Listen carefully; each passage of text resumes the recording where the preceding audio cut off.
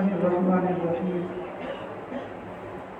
نحمده ونصلي على رسوله الكريم أما بعد فقد قال الله تبارك وتعالى في القرآن المجيد والفرقان الحميد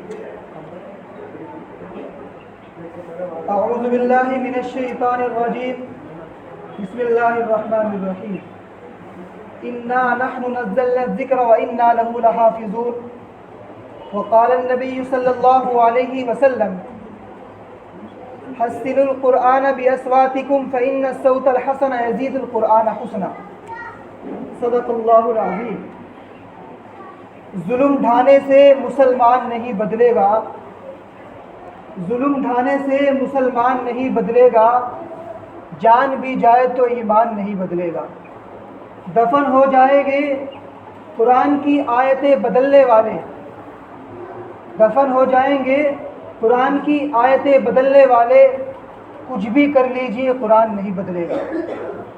اللہ تعالیٰ کا احسان ہے، کرم ہے کہ اللہ تبارک و تعالیٰ نے ہمیں جمعہ کا دن عطا فرمایا۔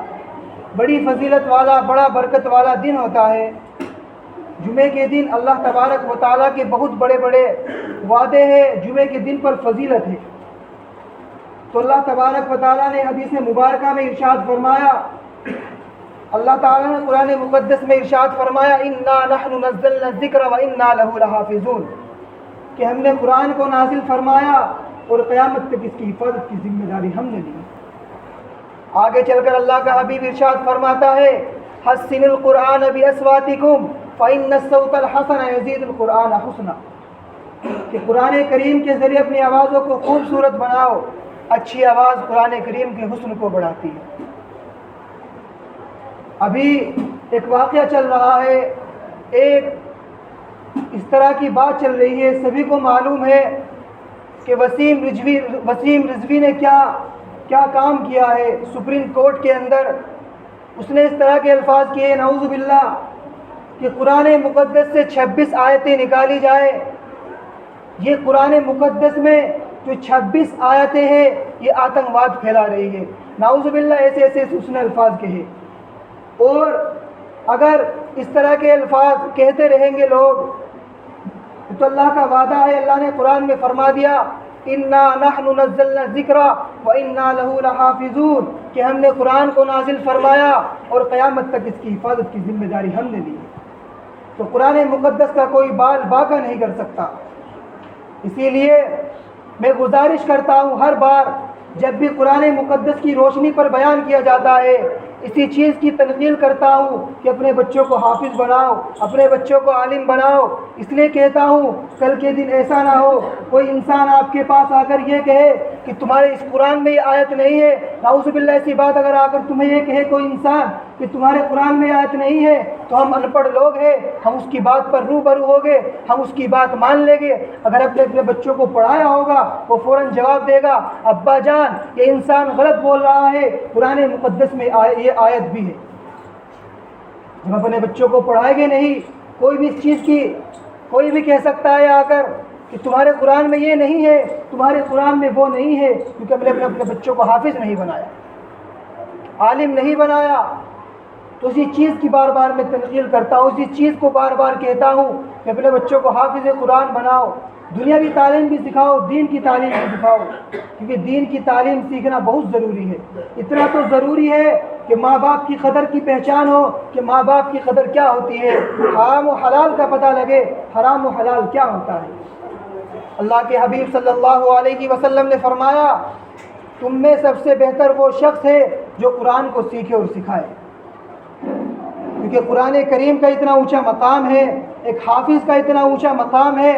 کل قیامت کے دن جب حافظ قرآن سے کہا جائے گا قرآن پڑھتا جا اور جنت کے درجوں پر چڑھتا جا، اور ٹھہر ٹھہر کر پڑھ، جس طرح کہ تو دنیا میں ٹھہر ٹھہر کر پڑھا کرتا تھا۔ تیرا مقام اور ٹھکانہ وہی ہوگا جہاں تو آخری آیت پر پہنچے گا۔ اور آج ہم قرآن سے محبت نہیں کرتے۔ اللہ کے حبیب صلی اللہ علیہ وسلم قرآن مقدس کو اتنا پڑھا کرتے تھے، بہت زیادہ پڑھا کرتے تھے۔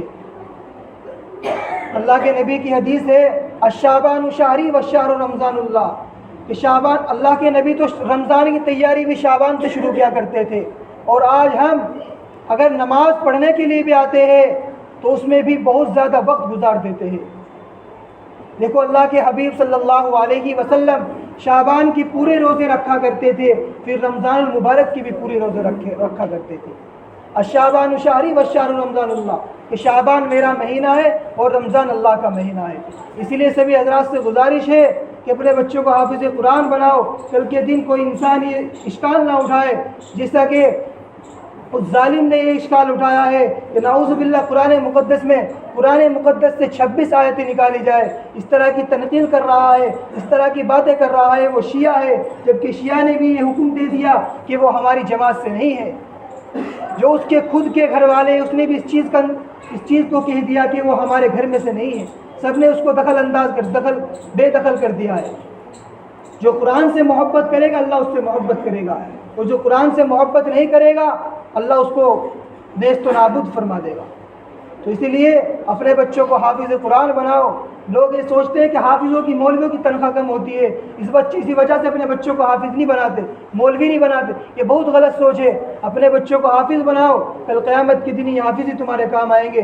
جب کل قیامت کے دن تمہارے اوپر جہنم واجب ہو چکی ہوگی تو اللہ فرمائے گا اس حافظ سے کہ 10 ایسے آدمی کو چھاڑ لے جن کے اوپر جہنم واجب ہو چکی ہے، تو وہ حافظ جس کی طرف کو بھی اشارہ کر دے گا وہ جنت میں جائے گا۔